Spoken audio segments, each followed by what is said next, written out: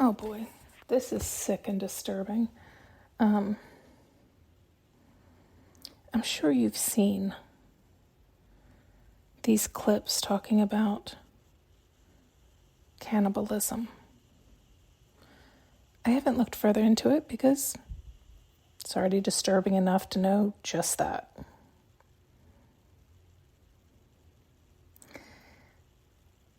It's like everything came out at perfect timing, right? With AI. So nobody knows what's real, what's fake, and all the theories out there, and all the videos circulating. It's all very disturbing.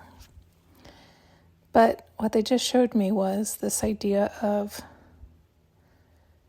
at one point, some people, it's like they were heavy out of protection.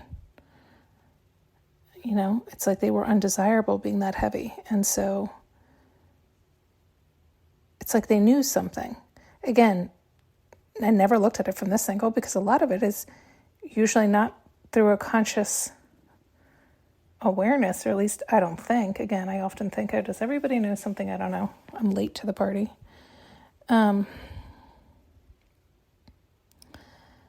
But in other words, take that scary, horrific. Oh my God, remember the other day they said Clarice? Sorry, there's so many disturbing things. Okay, let's get back on track. Typically, it's like if you do have some kind of fear of not feeling wanted or desirable, or fear of not being safe, or not wanting people to look at you, all types of things, people will put on weight, or they need, they don't feel nourished. It's a way of emotional eating, all these things. But again, one could wonder if there's not some underlying other thing. Anyway, then they just showed clips of all these celebrities that, are on all those drugs now, that they're not desirable at all, right? It's like they have no meat on their body and no muscle, right? It's not like they're even healthy and fit. It's like now they're just skin and bones. So it's like the safety net the other way, the other extreme, where they are wildly undesirable. But again, a form of protection, right? Like no muscle, no fat, no meat, no nothing, just skin and bones. Skip over them. But again, it's like, what's everybody afraid of, running from? It's like feeding into the fears, feeding into the chaos, the mess.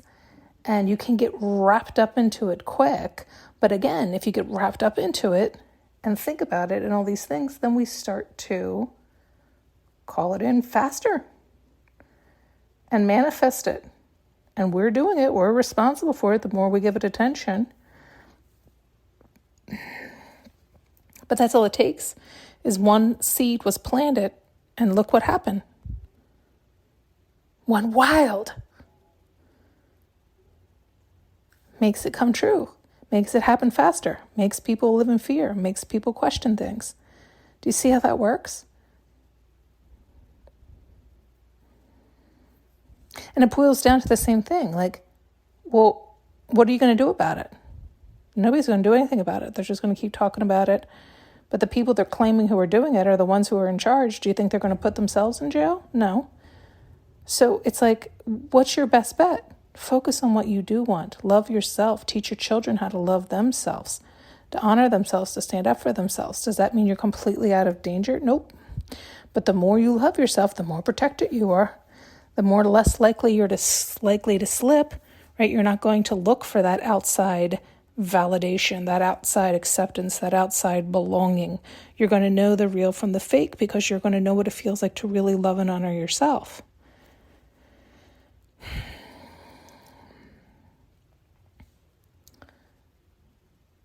And you get back to living your life and living in the present moment and doing the things you love and getting used to that, hopefully somewhat normalcy, right?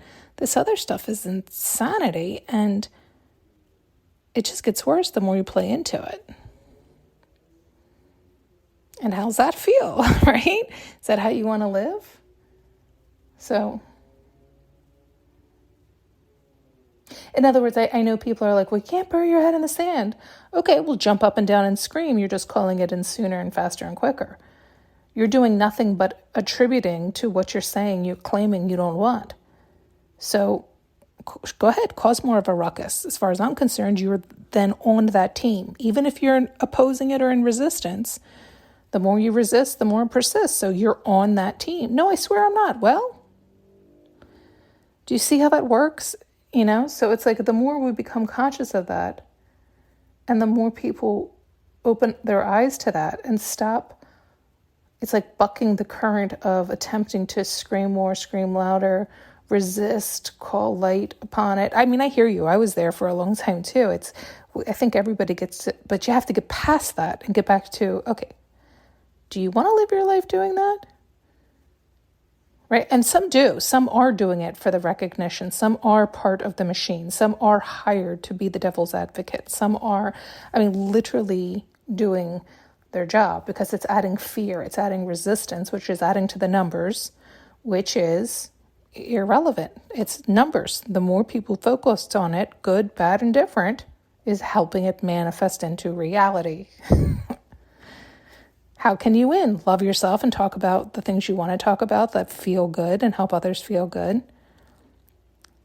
It's hard to do, right? Because people are like, but, because we're so adjusted to the other way. We're so adjusted to staring at the car crash, talking about the car crash, trying to help prevent the car crash. But all we do is focus on the car crash. It's all focusing on the car crash, making it inevitable, and also talking about calculating the inevitability of it. And it goes on and on and on and on and on, but it's still talking about it.